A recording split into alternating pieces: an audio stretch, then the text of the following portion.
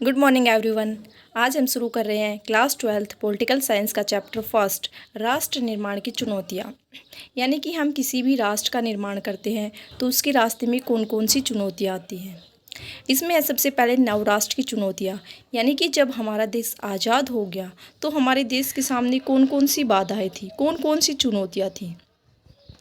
तो देखो, 14-15 अगस्त की मध्यरात्रि को देश आज़ाद हुआ। नेहरू जी ने संविधान सभा को संबोधित करते हुए एक प्रसिद्ध भाषण दिया। यानी कि जब हमारा देश आज़ाद हो गया तो हमारे देश के प्रधानमंत्री बने पंडित जवाहरलाल नेहरू। उन्होंने संविधान सभा को संबोधित करते हुए एक भाषण दिया था, एक फेमस भाषण दिया था। ठीक है, यह भाषण भाग्य वधु से चिर प्रतीक्षित भेंट या ट्रिस्ट विद डेस्टिनी के नाम से जाना जाता है। यानी कि नेहरू जी ने जो संविधान सभा को संबोधित करते हुए जो भाषण दिया था, उस भाषण को जाना जाता है भाग्य वधु से चिर प्रतीक्षित भेंट, या इंग्लिश में हम कहें ट्रिस्ट विद डेस्टिनी के नाम से जाना जाता है। इसके बाद है कि जब हमारा देश आज़ाद नहीं हुआ था, यानी आज़ादी से पहले दो बातों पर सबकी सहमति थी। यानी जब हमारा देश आज़ाद नहीं हुआ था तो हमारे देश के नेता जो थे वो मतलब उनकी दो बातों पर सहमति थी। कौन सी थी वो दो बातें? सबसे पहली कि आज़ादी के बाद देश का शासन लोकतांत्रिक सरकार के जरिए चलाया जाएगा। यानी कि हमारे नेताओं में सहमति बनी थी कि भी जब हमारा देश आज़ाद हो जाएगा तो हमारे देश का शासन जो है वो लोकतांत्रिक सरकार के जरिए चलाया जाएगा, यानी लोगों का शासन होगा और जो सरकार होगी वो सबके भले के लिए कार्य करेगी। उसके बाद कहते हैं कि हमें आज़ादी मिली, हमारा देश आज़ाद हो गया, लेकिन क्या हुआ, हमारे देश का बंटवारा हो गया। ठीक है, सन 1947 का जो साल था वो अभूतपूर्व हिंसा और विस्थापन की त्रासदी का साल था। यानी कि जो 1947 का जो साल था उसमें बहुत ज़्यादा हिंसा हुई थी, बहुत ज़्यादा मारकाट हुई थी, लाखों लोग मारे गए थे, बेघर हो गए थे। ठीक है, तो इसी कारण इस साल को ये जो 1947 का साल था ये बहुत बुरा साल था।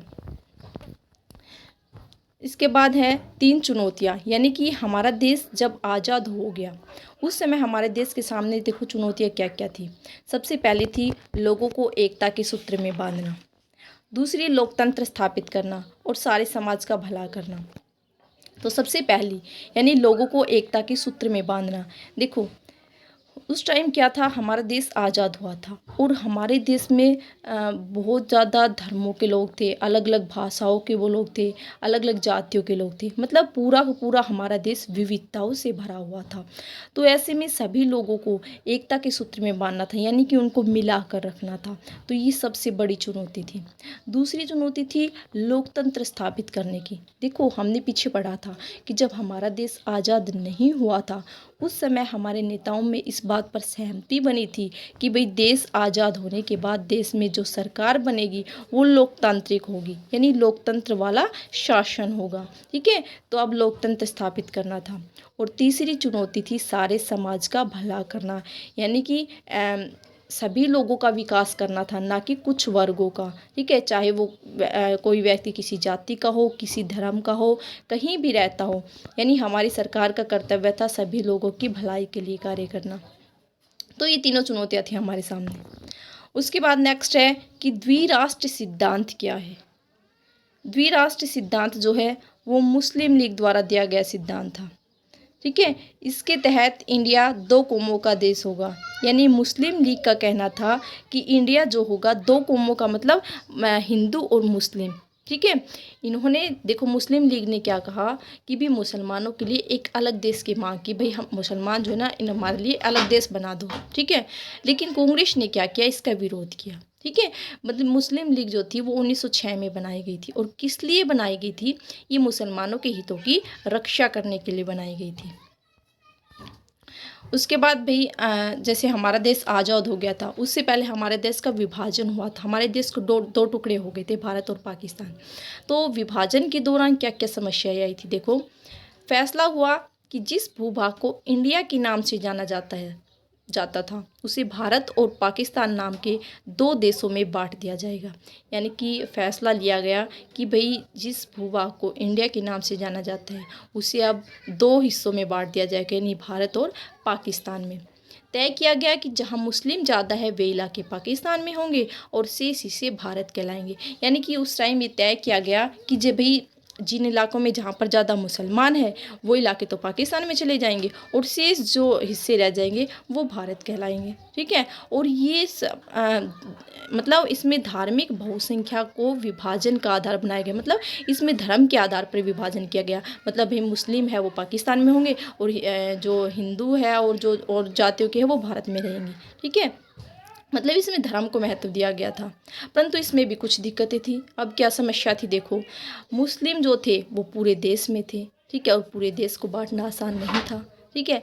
लेकिन कहता है कि ऐसे दो इलाके थे जहाँ मुस्लिम बहुसंख्यक थे। मतलब दो इलाके ऐसे थे जहाँ मुस्लिम जो थे वो बहुत ज़्यादा संख्या में थे और दोनों इलाकों को जोड़ना मुमकिन नहीं था। यानी पूर्व में भी मुसलमान ज़्यादा थे और पश्चिमी में भी मुसलमान ज़्यादा थे, लेकिन ऐसा कोई तरीका नहीं था कि इन दोनों को मिलाकर एक कर दिया जाए। ठीक है।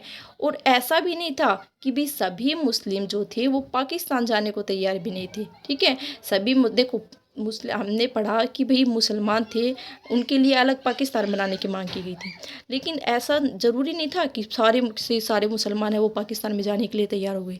ऐसा नहीं था, कुछ मुसलमान ऐसे भी थे जो जाने के लिए तैयार ही नहीं थे पाकिस्तान में। ठीक है। अब फैसला हुआ कि पाकिस्तान में दो इलाके शामिल होंगे। ठीक है। यानी पश्चिमी पाकिस्तान और पूर्वी पाकिस्तान तथा इनके बीच का भाग भारत कहलाएगा। मतलब कहता है कि अब क्या कहा गया भाई, पाकिस्तान जो है दो पाकिस्तान बना दिए जाएंगे, एक तो पश्चिम में और एक पूर्वी में। ठीक है। और इनका जो बीच का जो भाग होगा वो भारत कहलाएगा। पंजाब और बंगाल के इलाकों में मुस्लिम ज़्यादा थे। अब कहते हैं कि जो पंजाब और बंगाल था, ठीक है, उसके कुछ इलाके थे उनमें भी मुसलमान ज़्यादा थे, तो उसका जिलों के आधार पर बंटवारा कर दिया गया। ठीक है। एक अल्पसंख्यकों की समस्या थी क्योंकि सीमा के दोनों ओर अल्पसंख्यक थे। ठीक है। उसके बाद कहते हैं चंद घंटों के अंदर देश को खाली करने की समस्या थी। यानी कि इतने कम समय में देश को खाली करना आसान नहीं था, फिर भी लोग एक स्थान से दूसरी जगह मतलब स्थान पर जाने के लिए मजबूर हुए। यानी कि शरणार्थी बहुत ज़्यादा हो गए थे, तो शरणार्थियों की समस्या पैदा हो गई थी। खान अब्दुल गफ्फार खान द्विराष्ट्र सिद्धांत के विरोधी थे। यानी कि देखो हमने पढ़ा था कि भाई जो द्विराष्ट्र सिद्धांत है उसका प्रतिपादन किया था मुस्लिम लीग ने और इसके विरोधी थे खान अब्दुल गफ्फार खान। ठीक है। इन्हें सीमांत गांधी के नाम से भी जाना जाता है। नेक्स्ट आता है विभाजन के परिणाम। यानी कि हमारे देश का विभाजन हो गया। ठीक है। हमारे मतलब दो टुकड़े हो गए, उसके बाद इसके क्या परिणाम निकले, क्या हुआ देखो। जब हमारे देश का बंटवारा हुआ तो उसके कुछ परिणाम निकले। क्या क्या परिणाम निकले देखो। धर्म के आधार पर हिंसा हुई। यानी कि मतलब लोगों में धर्म के आधार पर बहुत ज़्यादा हिंसा हुई, मारकाट हुई। ठीक है। अचानक स्थानांतरण हुआ, मतलब लोग एक स्थान से दूसरे स्थान पर गए। लोगों को मजबूरन शरणार्थी शिविर में रहना पड़ा। महिलाओं के साथ बलात्कार, हत्या, जबरन शादी की गई। यानी कि क्या हुआ देखो, जो मुस्लिम थे उन्होंने क्या किया, हिंदू महिलाओं को ज़बरदस्ती अगवा कर लिया। ठीक है। और उनसे जबरन शादी कर रही। इससे क्या हुआ भाई, उनका धर्म परिवर्तन हो गया। ठीक है। तो लोगों ने क्या किया, अपनी भाई बेटियों को, अपनी पत्नियों की मतलब हत्या कर दी। क्यों कर दी हत्या, क्योंकि वो नहीं चाहते थे कि भाई उनकी शादी किसी मुस्लिम के साथ हो। ठीक है। इसलिए उन्होंने उनकी हत्या करना ही उचित समझा। संपत्ति का बंटवारा हुआ और 80 लाख लोगों ने घर छोड़ा। ठीक है। तो ये सब निकले विभाजन के परिणाम। इसके बाद कहता है कि आज़ादी के जश्न में गांधी जी ने हिस्सा नहीं लिया। हमारा जब देश आज़ाद हुआ तो उसमें गांधी जी ने हिस्सा नहीं लिया। क्यों नहीं लिया देखो, महात्मा गांधी ने 15 अगस्त 1947 के दिन किसी भी जश्न में भाग नहीं लिया क्योंकि वे देश में हो रही हिंसा से दुखी थे। देखो इतनी ज़्यादा हिंसा हो रही थी, मारकाट हो रही थी, तो वो बहुत ज़्यादा परेशान हो गए थे, इसलिए उन्होंने आज़ादी के जश्न में भाग नहीं लिया। गांधी जी जो थे वो उन दिनों कलकत्ता में थे। उन्होंने हिंदू और मुसलमानों से हिंसा छोड़ने की अपील की। ठीक है। इसके बाद गांधी जी दिल्ली आ गए। ठीक है। वहाँ पर भी बहुत हिंसा हो रही थी, तो उन्होंने क्या किया, उपवास रखा। 1948 में उन्होंने उपवास रख लिया। उन्होंने जो उपवास रखा उससे हिंसा और तनाव कम तो हुआ, लेकिन क्या हुआ, 30 जनवरी 1948 को नाथूराम गोडसे ने गांधी जी की हत्या कर दी। देखो गांधी जी गांधी जी का कहना था कि भाई सिर्फ हिंदू जो है, हिंदुओं से भारत नहीं बन सकता। मतलब क्या होगा कि भाई हिंदू और मुसलमान दोनों को रहना चाहिए मिल करके, ठीक है। लेकिन फिर हिंदू जो लोग थे उन्होंने सोचा कि भाई गांधी जी जो है वो मुसलमानों का साथ दे रहे हैं, इसलिए नाथूराम गोडसे जो था ये भी हिंदू ही था, तो इसने सोचा कि भाई गांधी जी है ये भी मुसलमानों के साथ ही है, तो ये मतलब नाराज़ हो गए थे काफ़ी, तो इन्होंने गांधी जी की हत्या कर दी। उसके बाद हमारा आता है रजवाड़ों का विलय, यानी कि सबसे पहले देखो हम पढ़ते हैं कि भी रजवाड़े कौन थे। जब हमारा हमारा देश जो था बहुत सारी छोटी बड़ी रियासतों में बटा हुआ था, लगभग 565 रियासतें थी। जब हमारा देश आज़ाद हुआ था उस टाइम हमारे देश में 565 रियासतें थी, यानी कि पूरा का पूरा देश रियासतों में बटा हुआ था, ठीक है। और इन रियासतों में शासन किसका होता था? राजा का, ठीक है। तो हमारा देश देखो उस टाइम ब्रिटिश इंडिया था, वो दो भागों में बटा हुआ था। एक तो अंग्रेजों प्रभुत्व वाले भारतीय प्रांत थे और एक में देसी रजवाड़े थे, यानी कि जो भारतीय पहला जो ब्रिटिश इंडिया का जो पहला प्रांत था भारतीय प्रांत, उस पर अंग्रेजों का नियंत्रण रहता था, मतलब अंग्रेजों का सीधे तौर पर शासन होता था उन लोगों पर। और दूसरे में जो देसी रजवाड़े रहते थे उन पर शासन तो राजा करते थे, लेकिन राजा जो थे वो अंग्रेजों के अधीन होते थे, ठीक है। यानी देखो इसमें मैंने बता रखा है कि भाई ब्रिटिश इंडिया था वो दो हिस्सों में बटा हुआ था, एक हिस्से पर अंग्रेजों का शासन था और दूसरे हिस्से पर शासन तो राजा करते थे, लेकिन राजा जो थे वो अंग्रेजों के गुलाम थे, ठीक है। अंग्रेजों ने राजाओं को गुलाम बना रखा था और राजाओं ने जनता को गुलाम बना रखा था, ठीक है। उसके बाद भाई इनकी समस्याएं क्या थी रजवाड़ों की, कि देश में 565 रियासतें थी, ऐसे में देश टूट जाने का खतरा था। क्यों था खतरा? क्योंकि अंग्रेजों ने घोषणा कर दी, क्या घोषणा की, कि जब ब्रिटिश प्रभुत्व खत्म हो जाएगा, यानी कि जब हम देश को छोड़कर चले जाएंगे तो रजवाड़े आज़ाद हो जाएंगे। अंग्रेजों ने कह दिया कि भाई जब हम देश को छोड़कर जाएंगे ना तो रजवाड़े आज़ाद हो जाएंगे, ठीक है। तो रजवाड़े भारत में शामिल हो या पाकिस्तान में, या स्वतंत्र भी रह सकते हैं, इसका फैसला लेने का अधिकार राजाओं को दिया गया। यानी रजवाड़ों ने क्या कहा कि भाई जो उसने अंग्रेज़ों ने कहा कि भाई रजवाड़े जो है वो भारत में शामिल हो सकते हैं या पाकिस्तान में, या आज़ाद भी रह सकते हैं, ठीक है। मतलब ये फैसला लेने का अधिकार उन्होंने राजाओं को दे दिया, भाई राजा फैसला करेंगे वो क्या करेंगे, ठीक है। तो क्या हुआ कि सबसे पहले त्रावणकोर के राजा ने अपने राज्य को आज़ाद रखने का ऐलान कर लिया, ठीक है। त्रावणकोर के राजा थे, उन्होंने कहा कि भाई हम तो आज़ाद रहेंगे, ठीक है। अगले दिन हैदराबाद का निज़ाम जो था, ठीक है, हैदराबाद का निज़ाम ने घोषणा कर दी कि भाई हम भी आज़ाद रहेंगे, ठीक है। ऐसे में देश टूटने का खतरा सामने आ रहा था, क्योंकि भाई देखो अगर सभी ये कह दे कि भी हम आज़ाद रहेंगे तो ऐसे तो हमारा देश जो है वो छोटे छोटे टुकड़ों में बट जाएगा, ठीक है। इस प्रकार देश टूटने का खतरा हो गया था। तो मतलब हमारे देश को फ़ायदा कब था? जब रजवाड़े भारत में शामिल हो जाते, ठीक है। उसके बाद भाई रजवाड़ों के विलय में पटेल जी ने मतलब बहुत महत्वपूर्ण भूमिका निभाई थी। देखो देश में रजवाड़ों की समस्याओं को देखकर ऐसा लगा जैसे देश टूट जाएगा, क्योंकि सभी जो जितनी भी रियासतें थी, सभी जो राजाओं को कहना था कि भाई हम आज़ाद रहेंगे, तो ऐसे में देश टूटने का खतरा था, ठीक है।